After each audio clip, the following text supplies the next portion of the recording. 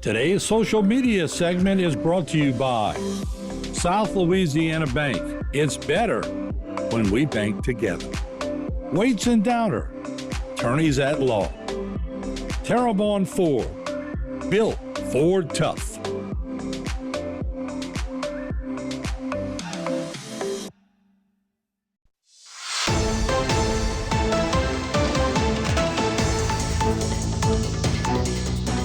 Everybody, welcome back to Bayou Time. Harry McCullough here. We're going to talk a little bit about the parish council meeting. It's upcoming, so welcome in. How you doing? I'm doing well, and it's always a pleasure to come and talk all things Terrebonne, let the people of Terrebonne Parish know what we're doing as a council, as a government, and keep them updated. And hopefully answer some questions. Sometimes we have things on the agendas that they may not understand exactly what we're doing, but this gives us an opportunity, and I want to thank HTV for providing this for us.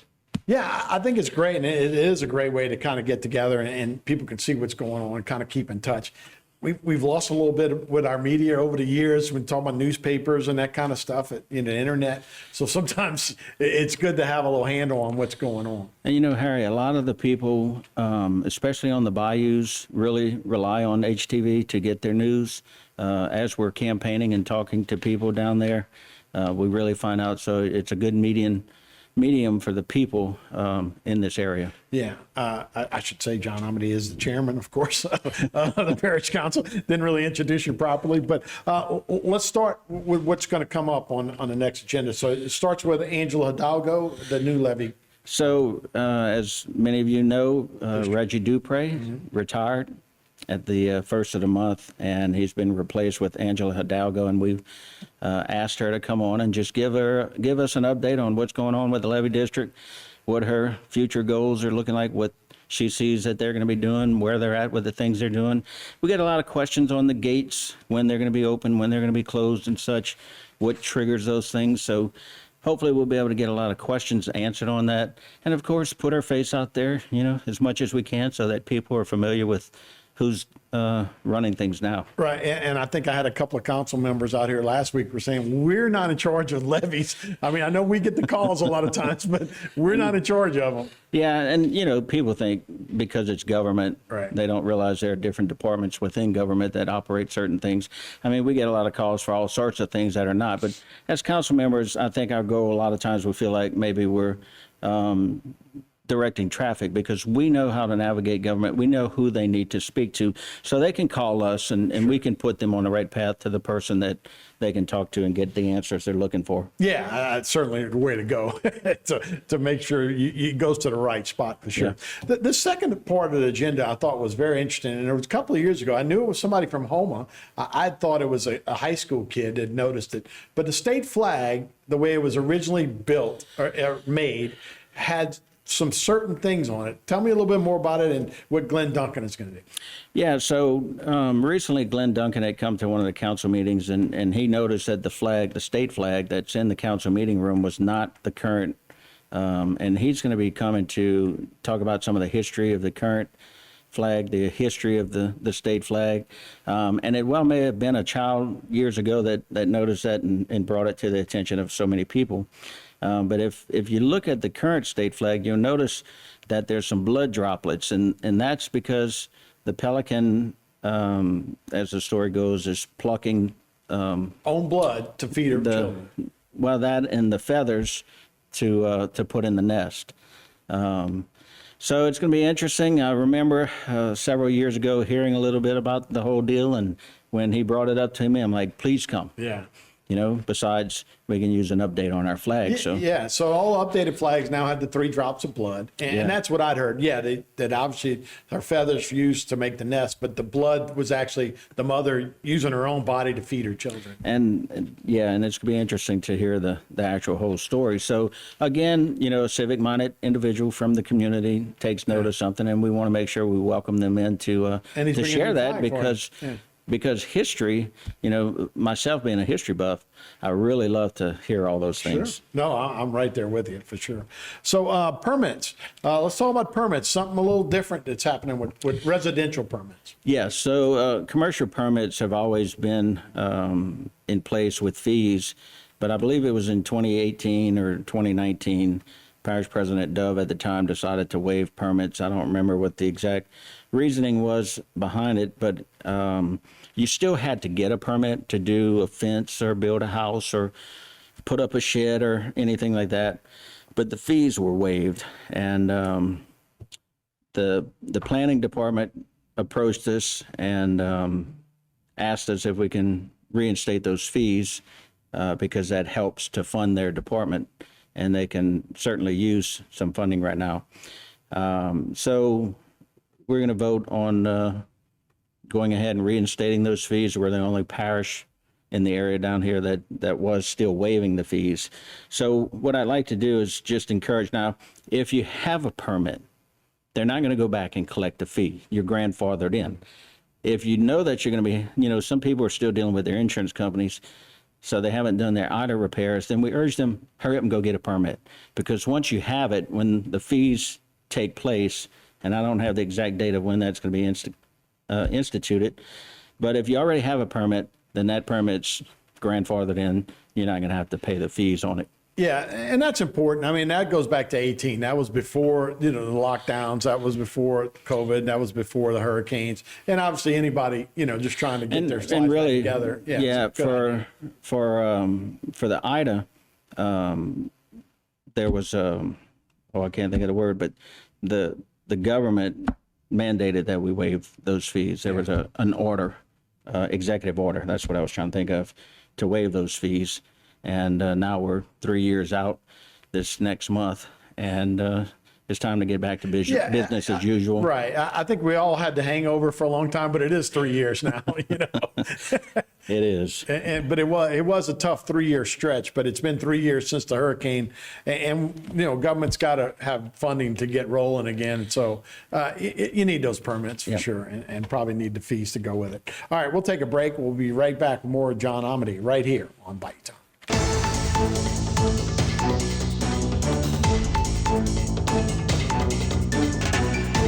Every day, thousands of people hit the road heading towards their dreams. But sometimes those dreams collide with a harsh reality. Auto accidents with 18-wheelers can change lives in an instant. That's why you need the experience and expertise of St. Martin & Bork. With over 50 years of experience, St. Martin & Bork have fought for justice for the victims of truck accidents. If you've been in a wreck with an 18-wheeler, know your rights. Call St. Martin & Bork today to schedule your free consultation.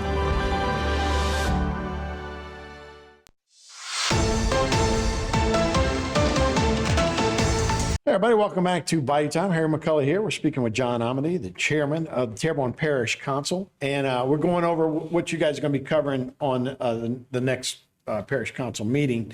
Pontoon Bridge is big on the agenda, right? It is. So the Dulac Pontoon Bridge, not the Bayou Blue Pontoon Bridge, that's a state bridge, but the one in Dulac needs some work to be done on it, so it's going to go into dry dock. And I wanted to make sure we spoke about that because with the Buquet Bridge out from Hurricane Ida damage, we don't want to cut off the lower parts of Dulac and Grand Caillou by cutting that bridge out as well. It would be really limited and unsafe for people. So the work is, we're assigning the work to the engineering firm so they can do whatever designs for the repairs and what have you that need to be done. But I just want to encourage everybody and inform everybody that this will not be done during hurricane season. So that barge, is going to go on dry dock, but it won't be during a hurricane season. Which body of water are we talking about? So that's navigational. Oh, with the navigation, that pontoon bridge. Right. Okay. Yeah, the one that's right in line with the Buquet Bridge. So that connects Dulorge through Falgo Canal Road. Right. So right now with the Buquet Bridge out, they have to go all the way up to the Combon Bridge or all the way up to Bobtown Bridge. Sure. So if we were to take out another escape route during a hurricane season, that would be unheard of. So I don't want anybody, when they hear that bridge is going to be getting worked on, that they not panic. We will not do it at a time that's going to be critical. Yeah, especially now to get to Cocodrie, you have to go through Dulac and use Bayou Sally Road to get over there. Yeah, and speaking of that, there's a couple of bridges. So you've got the Robinson Canal Bridge, which is a state bridge that's out right now, causing that traffic. Right. You have the Company Canal Bridge in Berg, and I was informed by State Rep Domingue that they pushed the times back to the completion dates from November back to January. So we have a meeting this week with the Metropolitan Planning Organization, of which I'm the chairman, and DOTD will be there. So we're going to haggle them a bit and see what the deal is. I mean, the bridge, they told the people it was going to be done at a certain time, and I really think that they need to do their best to hold to it. Now, understandably, materials are hard to get still. You would think since COVID they would have gotten their manufacturing stuff in line, but I personally, with the company I work for, have been waiting over a year for an electrical switch. Wow. So it's still out there, but people can be at peace. We're not going to take that bridge out as long as we're in hurricane season. Well, yeah. I mean, I know you got to do maintenance on those things, but yeah, we're running out of bridges down there. Exactly. Conspiracy theorists might think that they're trying to chase us out of here. But so speaking of upgrades, so a lot of people talk about the courthouse and the annex and maybe even finding a new spot for court. Yeah, so there's been a lot of conversations. President Dove had instituted them. President Bergeron is continuing on looking to replace the annex behind the original courthouse with a new updated facility. But in the meantime, we still have to give the judges what they need in order to do the things that they have to do. So we're going to do some upgrades in that building. Of course, the sheriff moved out, so that opened up some spaces. And hopefully we can, get some things done that'll make the judge's job a little bit easier. Right. It's long coming. It's time to do something there. And when monies are available for particular things like that, you take advantage of them. Yeah. Are they trying to get all the courtrooms in one building? I don't think they ever want to get rid of the existing original courthouse. I think even, if they had the facilities, I think they'd probably still want to use that because of its historical value and to me, it's kind of a prestige thing. Yeah, no, it's beautiful. But I'm not in on all the conversations on that, so I'm not really sure what the end goal is. Yeah, plus downtown needs an anchor like that, to have it down It there. absolutely does. So that's a good way. Speaking of, things that are happening, on the Country Drive. Yes. Again, where you reroute traffic because of a bridge. Right. Because of that bridge, a lot of the traffic's been rerouted to Country Drive and Aragon Road. And what we're doing is we're going to reduce the speed limits. Right now, the speed limit's 35 miles an hour. We want to reduce that. Councilman Trosclair proposed this because the large trucks that are using the road, not necessarily the cars, but because they have large trucks that are using that road, anything that has a 10-ton weight limit, we want to reduce their speed down to 25 miles per hour because the road's really not built to sustain that type of traffic, and those heavy trucks driving fast on it really destroy the road. If you drive down there, you'll see how the edges of the road are starting to come apart. And we're looking to preserve as much of it as we can so that after the bridge is open, we won't have such a big task to get that road back in shape. Yeah. So I think it's a good move. Right. A lot of those trucks are moving dirt and all that kind of stuff that are helping build levees and all, but they can get pretty heavy on a residential road going down there as well. And then South Central planning. Well, a lot of people don't realize, but a lot of the federal money, the federal grants, South Central Planning looks for those and gets those grants, and we work through them in order to get it, just like sometimes some of the organizations work through the state and we're a pass-through at the government to get that money to them. It doesn't come into our accounts, but because we're the government entity, it flows through us.